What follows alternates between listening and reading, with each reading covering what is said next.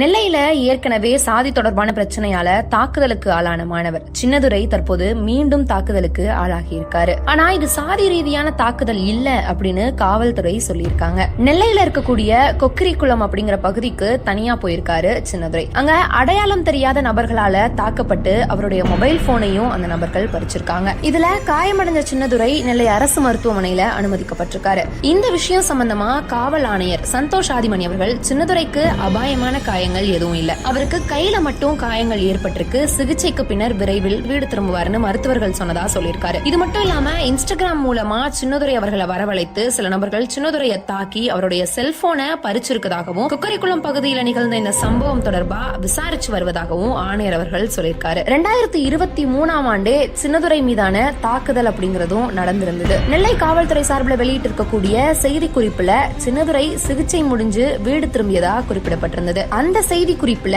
April 16 மாலை சுமார் ஒரு 6:15 மணி அளவுல சின்னதுரை தன்னுடைய நண்பர்களை பார்க்க பாளையங்கோட்டை செல்வதா அவங்க அம்மா கிட்ட சொல்லிட்டு இருசக்கர வாகனத்துல வீட்டில இருந்து கிளம்பியிருக்காரு. சுமார் 7:30 மணி அளவுல அடையாளம் தெரியாத நபர்களால அலைபேசி மூலம் தன்னுடைய தாயாரை தொடர்பு கொண்டு மாவட்ட அறிவியல் மையம் அருகில் இருக்கக்கூடிய பகுதியில வைத்து அடையாளம் தெரியாத நபர்கள் சிலர் தன்னை தாக்கியதாகவும் தகவலை தெரிவிச்சிருக்காரு. அதுக்கு பின்னர் தகவல் தெரிந்த காவல்துறையினர் சம்பவ இடத்துக்கு போயிருக்காங்க. அங்க வலது கையில சிறிய காயத்தோட சின்னதுரை அவர்கள் 108 ஆம்புலன்ஸ் மூலமா திருநெல்வேலி அரசு மருத்துவக் கல்லூரிக்கு அழைத்து செல்லப்பட்டதா சொல்றாங்க. மேலும் சின்னதுரையுடைய விசாரணைக்காக இன்ஸ்டாகிராம் கணக்கை மீட்டெடுப்பதற்கு அவருடைய மின்னஞ்சல் முகவரி அது மட்டும் இல்லாம பாஸ்வேர்டை கேட்டப்போ அதுவும் தனக்கு மறந்து விட்டதா கூறியதா இந்த சம்பவம் குறித்து மேல் விசாரணை நடந்து வருவதாகவும் நெல்லை மாநகர காவல்துறை தெரிவிச்சிருக்காங்க. ஏற்கனவே சாதிய ரீதியான பிரச்சனைகளால சின்னதுரையும் அவருடைய தங்கையும் 2023 தாக்கப்பட்டாங்க. அதுக்கப்புறம் அரசாங்கத்தால அவங்களுக்கு ஒரு வேற இடத்துல வீடு கொடுக்கப்பட்டது. வேற இடத்துல வீடு கொடுக்கறதோ இல்ல வேற ஒரு கல்வி வளாகங்கள்ல அவங்கள மாற்றி படிக்க வைக்கிறதோ இந்த சாதிய பிரச்சனைகளுக்கான தீர்வு கிடையாது அப்படின்னு பல்வேறு விஷயங்கள் சமூக வலைதளங்கள்ல இது சம்பந்தமா பேசப்பட்டுட்டு வருது.